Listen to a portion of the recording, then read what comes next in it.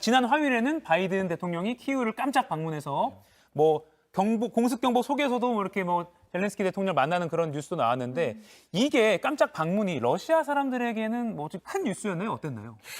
큰 뉴스가 되지는 않았지만 일단 보도가 되긴 했었어요. 보도가 됐어요. 네네네. 네. 근데 그것도 비꼬면서 보도가 됐었어요. 그러니까 원래는 푸틴이 허락해줬다. 원래는 공습할 수 있었을 텐데 공습 안 하고 배려해줬다라는 식으로 이제 비꼬하면서 보도가 됐고요.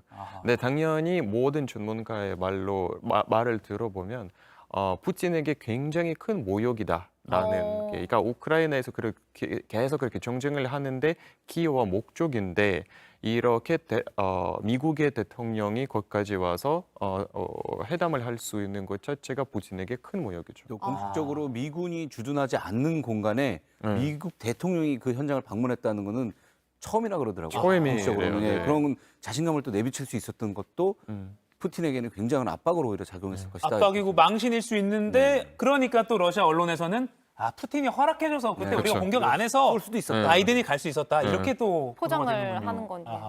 아하. 또 바이든 대통령이 그 키이우를 깜짝 방문했던 그날 이제 2시간 간격으로 푸틴, 바이든 연설로 그렇죠. 서로 경고를 네, 또 맞습니다. 주고받았습니다. 일단 영상부터 잠깐 보고 오겠습니다. 네.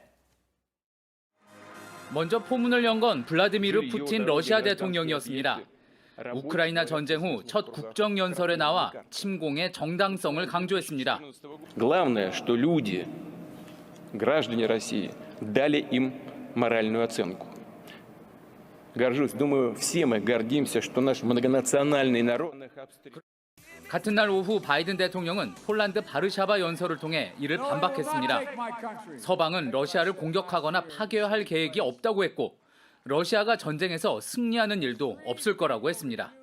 Brutality will never grind down the will of the free, and Ukraine will never be a victory for Russia. Never.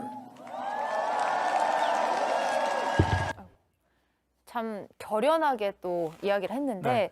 이날 푸틴이 2011년 미국과 맺은 핵무기 감축 조약이 뉴스타트 참여 중단한다고 선언을 했고 바로 어제는 핵전력 증강에 주력을 할 거다 이렇게 밝혔습니다. 이 최악의 경우에 푸틴이 핵무기 진짜 사용하는 거 아니냐 이런 우려도 나오고 있는데 러시아 사람들은 어떻게 보고 있나요? 그러니까 일반 러시아 사람들이 보는 거랑 전문가 보는 거랑 조금 다르긴 한데 일단 전문가의 말로 들으면 푸틴에게 레드라인, 그러니까 마지노선이라는 게 크림반도예요. 그러니까 만약에 그 이전까지는 핵을 쓰는 거의 대가가 너무 크기 때문에 사용을 안 할 거라는 평가가 우세고 우크라이나 군이 크림에 만약에 들어가면 그때부터는 핵의 사용도가 훨씬 또 그 사용 확률이 훨씬 더 높아질 거라는 평가가 많습니다. 그럼 아직까지는 그러니까 우크라이나의 상황을 군의 이동을 봐야 되겠다. 아직까지 그렇죠. 좀 완전 그 핵무기가 현실화됐다고까지 말할 정도는 아니겠네요. 러시아에서. 그러니까 왜냐하면 많은 전문가의 말에 따르면 핵무기라는 게 러시아의 최후의 무기이기 때문에 그거 외에는 사실상은 러시아가 보유하고 있는 게 없다라는 평가입니다. 그래서 푸틴은 실제로 협박 수단으로 쓸 수 있는 게 핵무기밖에 없어요. 그래서 그걸 이제 자꾸 얘기를 거론되는데 사실상은 그게 이제 사용을 위해서 하는 게 아니라 협박을 위해서 하는 도구이라고 하는 평가가 우세해요. 그러면 제가 궁금한 게 그렇게 대통령이 핵무기를 언급할 정도라면 우크라이나는 그럼 러시아에게는 그러니까 주권 국가가 아닌 인식을 하고 있는 거예요. 그러니까 이건 우리가 되찾아야 할 땅이야. 뭐 핵무기를 써서라도 우리가 되찾아야 돼. 뭐 이런 인식을 하고 있는 건가요? 근데 그 인식이 있다면 국민들까지 그게 다 퍼져 있나요? 어느 정도인가요?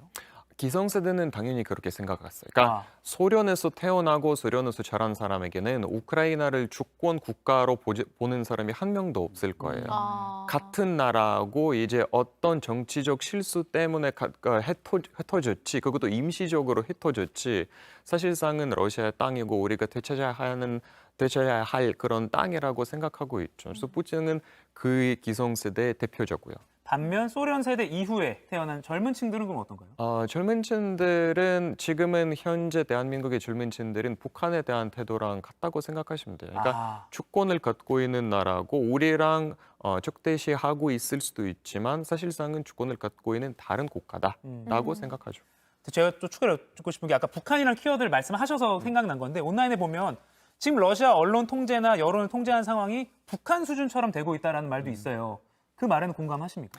아직은 그 정도가 아니라고 개인적으로 보는데 그쪽으로 지금 빨리 걸어가는 길이라고 생각할 수 있을 아하. 것 같습니다. 예. 그 정도로 좀 강하게 네. 속도가 빨리 붙고 있군요. 네. 아, 알겠습니다.